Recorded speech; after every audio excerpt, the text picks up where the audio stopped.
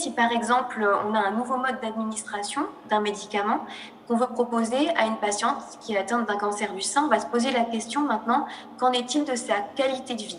D'un point de vue de la survie, on s'attend à obtenir des résultats similaires parce qu'on parle de la même molécule, mais on sait qu'aujourd'hui l'environnement a une place prépondérante dans la guérison ou alors dans la meilleure vie avec la maladie, en fonction du stade bien sûr.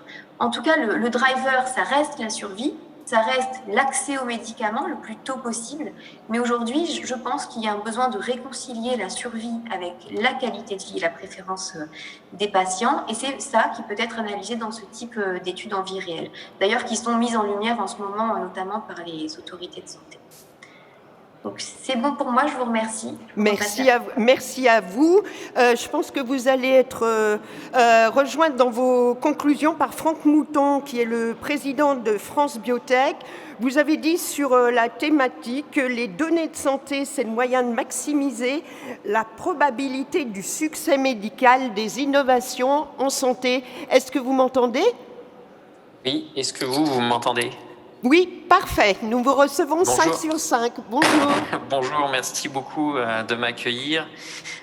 Bonjour à toutes et à tous. Moi, je suis ravi effectivement de pouvoir partager ces aspects-là. Donc, effectivement, Mélina l'a rappelé sur les enjeux à la fois d'information médico-administrative, mais également de qualité clinique, d'information, de parcours de santé pour les patients.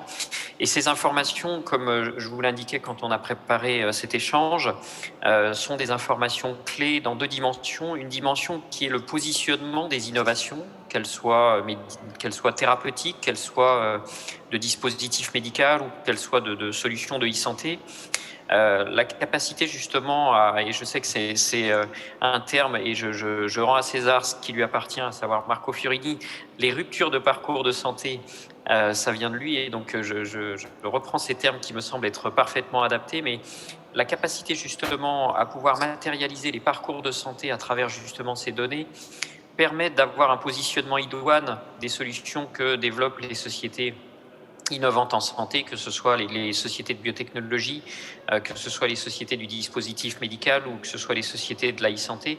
Et ça, c'est quelque chose qui, vis-à-vis justement de nos capacités en tant qu'entrepreneurs à mobiliser des financements privés, peuvent sécuriser ces financements privés, puisque les investisseurs, si vous leur apportez des informations qui sont de nature à baisser le risque, on va dire, de développement, même s'ils sont capables de prendre le risque technologique qui correspond au pari scientifique qu'on peut faire, eh bien, c'est quelque chose qui peut contribuer grandement à la compétitivité de notre écosystème par rapport à une compétition qui se veut directement internationale.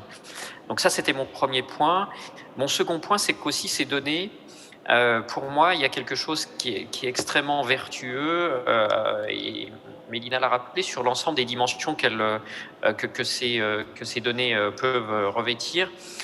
C'est qu'aujourd'hui, notre système de santé et nos autorités de santé n'expriment pas réellement leurs besoins. Et je pense qu'à travers ces données-là, on peut aussi avoir plusieurs dimensions justement qui améliorent notre système de santé dans l'expression des besoins, c'est-à-dire où sont les ruptures de parcours de santé. Est-ce qu'il y a, par exemple, des territoires où le parcours de santé est défectueux par rapport à des territoires qui seraient mieux pris en charge, et ça permet aussi là-dessus d'éviter des errances diagnostiques, des errances thérapeutiques qu'on peut rencontrer sur tel ou tel territoire. Donc là aussi, la matérialité. Donc pour moi, c'est un formidable outil aussi pour notre système de santé pour pouvoir justement améliorer, exprimer ses besoins, anticiper l'arrivée de ces innovations et permettre à l'ensemble de notre territoire d'être monté vers le haut pour la prise en charge, pour le diagnostic, etc.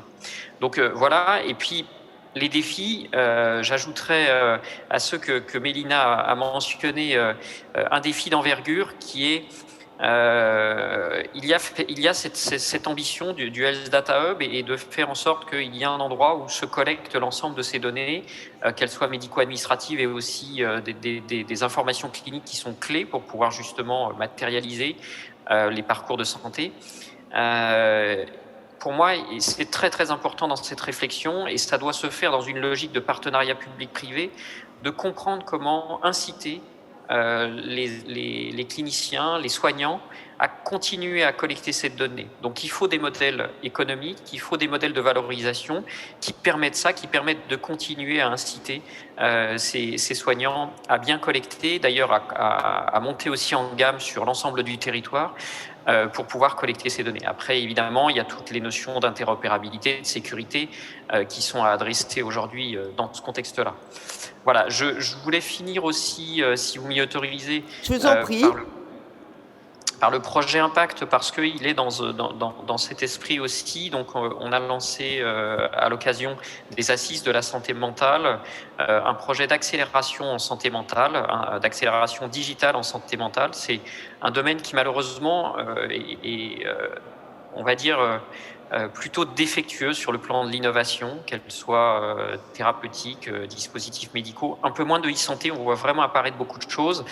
Et là, ça rejoint aussi la capacité des acteurs de la e-santé à collecter des informations qui sont clés et de pouvoir aussi les partager avec l'ensemble de la communauté. Je pense par exemple au phénotypage digital, c'est-à-dire qu'avec le son de votre voix, avec les expressions de votre visage, avec vos déplacements, avec des changements que vous pourriez voir dans votre attitude, de pouvoir détecter des micro-signaux qui permettent une prise en charge beaucoup plus précoce de ces troubles, de ces troubles psychiques.